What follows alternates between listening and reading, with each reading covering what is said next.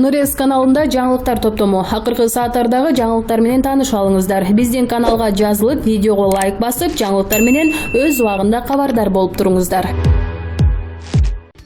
Бул тууралуу Азаттык радиосуна Кыргызстандын Анкарадагы элчилиги билдирди. Маалыматка караганда, Түркиянын Тышкы иштер министрлигинин элчиликке жиберген катында Кыргызстандык Нурадил Эшимбековдун паспорту жасалма эмес экени аныкталганы, бул иш боюнча тергөө жүргүзгөн. Анадолу прокуратурасы тарабынан паспорт ээсине кайтарылары жазылган. Буга чейин Кыргызстандын Тышкы иштер министрлиги Стамбулда 1 айдан бери паспортсуз жүргөн кыргызстандык Нурадил Эшимбековдун иши боюнча Түркиянын Тышкы иштер министрлигине нота жөнөткөн. Нурадил Эшимбеков 9-сентябрда Москвадан Дубайга Стамбул аркылуу өтүп баратканда кармалган. Кыргызстандык жигит бир канча саат сурак берген соң түрк полициясы ага жасалма паспорт менен жүрөсүң деген шек менен тергөө иштерин баштаган. Ага соттук жараян бүткөнгө чейин Түркиядан чыкканга тыюу салынган.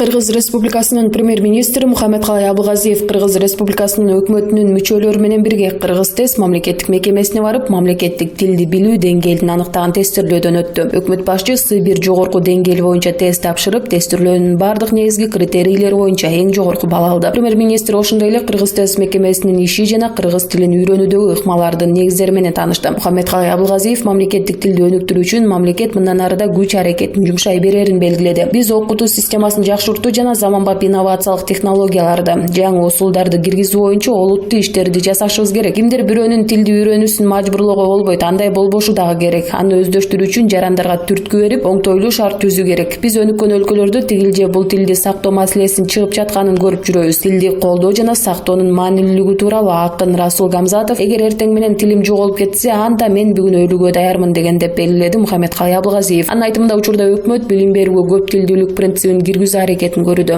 Бул мектеп бүтүрүүчүлөрү 3 тилде эркин сүйлөсүн, ошол эле учурда өзүнүн улуттук маданиятына таандык көрүнүштөрдү так билүүсүн шарттайт. Өкмөт башчы мамлекеттик кызматкерлер мамлекеттик тилди тийиштүү деңгээлде өздөштүрүү абзел болгондо да аны кемчиликсиз билүү керектигин айтты. Буга байланыштуу премьер-министр мамлекеттик тилди билүү деңгээлин калыс аныктаган кыргыз тест системасынын маанилүүлүгүн белгиледи. Мухаммедкалай Абылгазиевдин айтымында тилдин мындан ары өнүгүүсү баарынан биринчи мамлекеттик башкарууда, мыйзам жана иш жүзүндө, коомдо бардык чөйрөлөрдө жана бизнесте колдонулушуна байланыштуу. Өкмөт башчы мамлекеттик тил бул Кыргызстандагы элдин биригүүсүнүн негизги фактору экенин өзгөчө белгиледи. Тестирлөө бүткөндөн кийин премьер-министр Мухаммедкалай Абылгазиевке мамлекет тилди С1 жогорку деңгээлде билерин тастыктаган сертификат тапшырылды.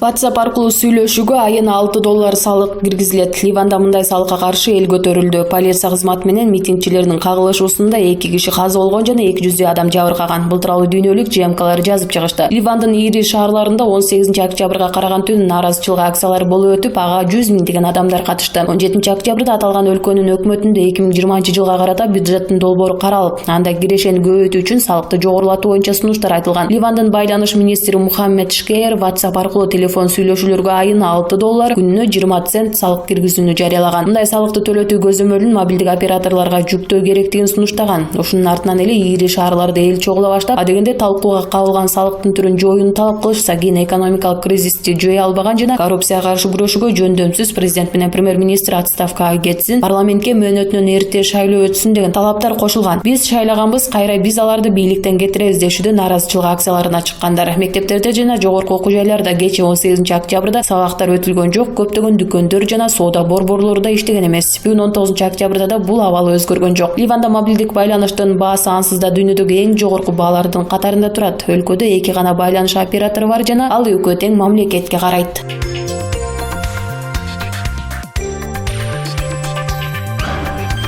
Кыргызстандын Орусиядагы элчилиги 2 кыргыз жаран Орусиянын укук коргоо органдары тарабынан мыйзамсыз кармалууда деген маалыматты четке какты. Элчиликтин басма сөз кызматы тараткан маалыматка ылайык, Кыргызстандын 2 жараны 1-октябрда жашаган ордуна байланыштуу жалган каттоо жасап, миграциялык мыйзамды бузган үчүн Орусияда жоопко тартылышкан. Алар административдик жазага карабастан Орусиянын аймагында жашоосун мыйзамдаштырбай жүрө берип, Орусиядан чыгып кетүү тартибин сактабаганы үчүн 16-октябрда Москвадан кайра кармалышкан. Ага элчиликтин кызматкери катышкан жыйынтыгында сот кыргызстандыктарга айыппул салып, административдик жазага ылайык айыптуулар Орусиядан өз алдынча чыгып кетиш керек. Сотто ал жарандар толугу менен өз күнөөсүн моюнга алган. Буга чейин Кыргызстандын акыйкатчысы Токон Мамытов Орусиянын акыйкатчы институтуна кайрылып, Москвада полицияда 2 кыргызстандык мыйзамсыз кармалып турган, аларга укуктук жардам көрсөтүүнү суранып кат жөнөткөн.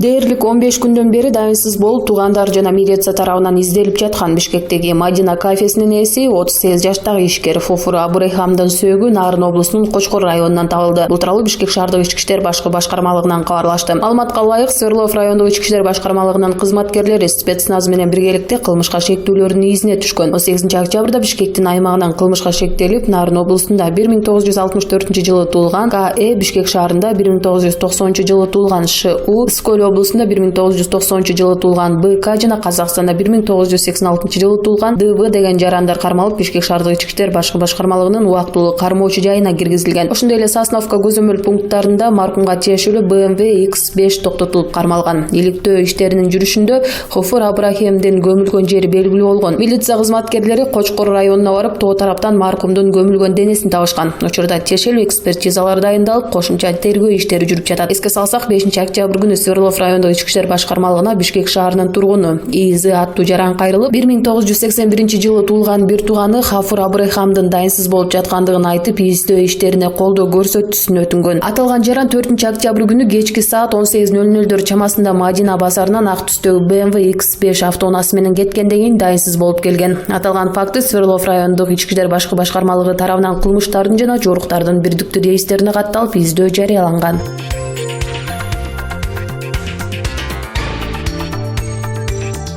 Президент Сооронбай Жээнбеков бүгүн 19 октябрда Красноярск районунда дамбанын жарылышынан улам адам курмандыктар болгонуна байланыштуу Россия Федерациясынын президенти Владимир Путинге көңүл айтты. Бул тууралуу президенттин аппаратынын маалыматтык саясат бөлүмү билдирди. Красноярск районунда дамбанын жарылышынан улам адамдардын курман болгону тууралуу суук кабарды терең кайгыруу менен кабыл алдым. Кыргызстандын элинин жана жеке өзүмдүн атымдан курман болгондордун жакындары жана туугандарына чын ниеттен көңүл айтуумду, ал эми жабыркагандарга тез сакайып кетиши боюнча каалоолорумду жеткирип коюңузду өтүнөм. Кайгысын тең бөлүшөбүз деп айтылат президенттин көңүл айтуу телеграммасында.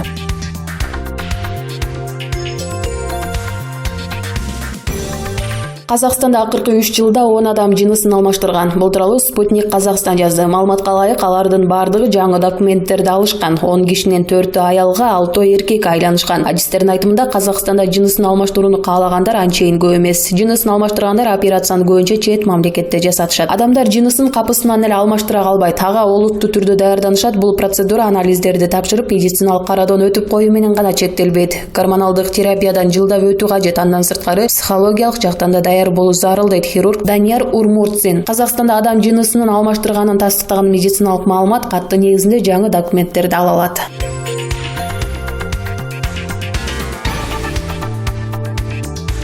Геологиялык экономикалык изилдөөлөрдүн Кыргыз методикалык экспедициясы мамлекеттик ишканасынын директору Жанбек Дүйшеев кол алдындагы кызматкер аялга төшөк мамилесин сунуштаганы боюнча ызычуудан кийин өз калоосу менен кызматтан кетүү тууралуу арыз жазды. Бул тууралуу Дүйшеев Вести-Кж сайтына. Бул окуя ишкананын ичинде эле эмес, бүткүл Кыргызстанга жайылып кетти. Юридикалык баа берилгечекти мен убактылуу кызмат ордунан кетип жатам деп маалымдады. Эске салсак, 12 октябрда геологиялык экономикалык изилдөөлөрдүн Кыргыз методикалык экспедициясы мамлекеттик ишканасынын кызматкери мекеменин жетекчиси ага бир нече ирет төшөк мамилесин сунуштаганын билдирген. Аял интернет экөөнүн сүйлөшкөн аудио жазуусун жүктөп, кийин 1-Май районунун ички иштер башкармалыгына арыз менен кайрылган. Булак фабула.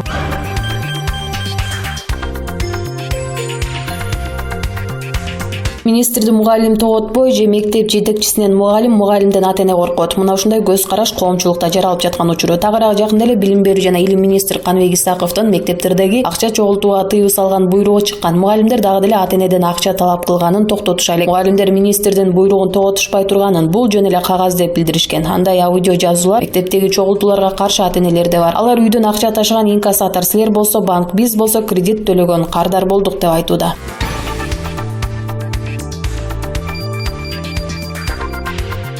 Дүйнөлүк экономикалык кырдаалды талдаган Евроактив басылмасы эмнеге Еврошаркет Борбор Азияга чыгыштагы чоң коңшу Кытайда эри инвестиция жумшабай жатканын талдады. Европа комиссиясында Борбор Азия боюнча жооптуу өкүлү Питер Буриан Берлиндеги Евразия клубу уюштурган жыйында сүйлөгөндө, Кытай эч ким баш тарта албаган акчаны чөлкөмгө салууда. Еврошаркеттин бул аймактан эмне каалаганын эч ким аңдай албайт деди. Борбор Азияга салынуучу каражат Евро биримдиктин жакынкы 7 жылдык бюджетине кирдиби деген маселеде талкууланды. Акча жетиштүү болгону менен Казакстан, Тажикстан, Өзбекстан, Кыргызстан Кыргызстан жана Түркмөнстандын ар бирине өзүнчө каражат коротпой, аларга дүңүнөн каржы салса болот беле деген суроого адистер аймактагы саясий кырдаал буга жол бербейт деген жоопду айтышат. Евробиримдиктин өкүлдөрү Кытай бул чөлкөмгө эбегейсиз ири суммадагы акчаны ар түрдүү долбоорлорго салып жатат. Мындай долбоорлор Кытайдын өзүнө кайра пайда алып келер келбес ар-сар. Ушундан улам Еврошеркет Кытай сыяктуу тобокелге сала албайт. Жакында эле Тажикстанда Кытай инвесторлору менен түзүлгөн оор кырдаал буга мыкты мисал дешти. Schneider Group GmbH компаниясынын директору Ульф Шайдер Европа эч качан Кытай менен Борбор Азияга салган каражат боюнча атаандаша албай турганын баса белгиледи деп баяндайт Евроактив.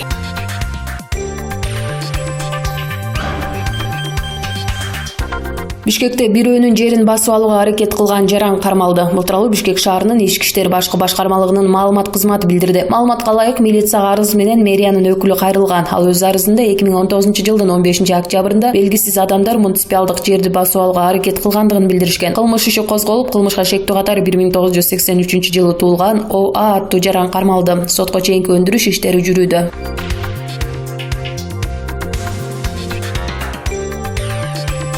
Нукат районунун Көкжар айыл өкмөтүндө төрөт үйү толугу менен капиталдык оңдоо иштери бүттү. Кызыгы төрөт үйүнүн бул оңдоо иштерине кеткен чыгымдарды жалпысынан 5 миллион сомду бир үй бүлө Азимжан Батыров аттуу жергиликтүү аксакал уулдары менен биргеликте көтөрүшкөн. Ага кошумча кайрадан ачуулуу аземне тез жардам автоунаасын белекке тапшырышкан. Бул тууралуу бүгүн 19-октябрда Жогорку Кеңештин депутаты Төрөбай Зулпукаров соц тармактагы өзүнүн баракчасына сүрөттөр менен бирге жарыялады. Нукат районунун Көкжар айыл өкмөтүндө төрөт үйү толугу менен капиталдык оңдоо иштери бүттү. Жалпы оңдоо иштери менен ичиндеги жабдыктарына 5 миллион сом акча каражатын Батыров Азимжан аксакалдын үй бүлөсү Меражидин Азимжанович баш болгон уулдары менен биргеликте каржылады. Ачылыш аземне тез жардам автоунаасын белекке тапшырды. Ар бир ата эне элине кызмат кылган уул кыздарынын жакшылыктарын көрсүн. Омин деп жазат анда депутат.